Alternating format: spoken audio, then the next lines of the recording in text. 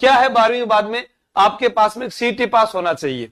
कोई भी आपका घर में परिवार में सदस्य है उसको ये बताएं कि आप 18 साल की आयु प्राप्त कर चुके हैं या उससे ज्यादा आपकी आयु हो चुकी है, या 23 के भी हो चुके, 28 का भी हो चुके होते, कोई बात नहीं, ठीक है। 28 से ज्यादा के भी हो चुके हो, अगर आपके पास हेवी लाइसेंस है तो भी कोई दिक्कत वाली बात नहीं है, मैं थाने नौकरी लगा दे।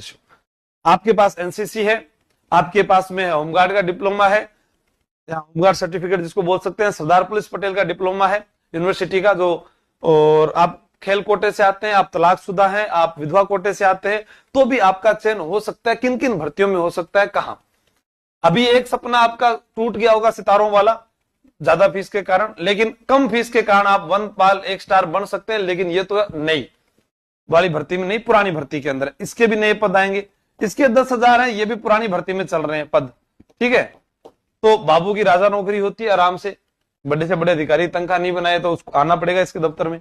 राजस्थान पुलिस कांस्टेबल जनता का रक्षक होता है, लाखों की भीड़ में एक अलग ही पहचान होती है, आप देखते ही कह देते हैं ये वो है, और लोगों से आपकी जानकारियां बहुत बनती है। फिर और 10+2 में ये 2 भर्तियां और भी आती है, जिसमें अभी ये हुई है और ये आने वाली है। तो आप ये मान के चलें कि नई सीटी के अंदर जो हमें अभी तक जो सूचना है कि 10+2 12वीं के अंदर अभी जो भर्ती के अंदर सिर्फ एक ही वैकेंसी की सूचना है, वो है वर्तमान में 9,000 पदों की लगभग भर्ती आएगी। अब आपने एसआई की तैयारी, आपने सोचा कि मैं तो ना थाने का मालिक बन जाऊंगा, 4 महीने में तैयारी कर लूंगा, 3 महीने में तैयारी कर लूंगा। 1 साल वाले जो थे ना, उनके भी पसीने छूटे हुए हैं। दूसरा पेपर पास नहीं हो रहा, सबसे बड़ी समस्या है। अब दिल तो टूटा है, लेकिन क्या करें, एक सफलता न मिलने के कारण हम पीछे तो नहीं रह सकते। अब एक ऐसा विद्यार्थी जिसने आरएस का 3 बार मेंस लिखा, 1 बार इंटरव्यू दिया, उसका भी पेपर सब इंस्पेक्टर का क्लियर नहीं हुआ है। आप सोच के देखिए कि किस लेवल का पेपर था और कैसे उनको उलझाया गया विद्यार्थियों को।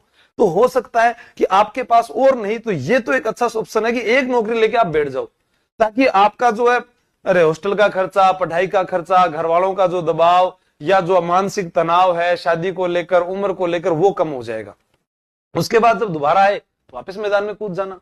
अभी आरएस भी बहुत लेट है, तो अब उसको देखते हुए, आरपीएससी पैटर्न को देखते हुए आपको तैयारी जो है इन एग्जाम्स की भी अच्छे से करनी पड़ेगी, लगभग 6 महीने। और आप अगर 6 महीने मुझे देते हैं तो आप खाली हाथ नहीं जाएंगे, ये मैं आपसे वादा कर रहा हूं।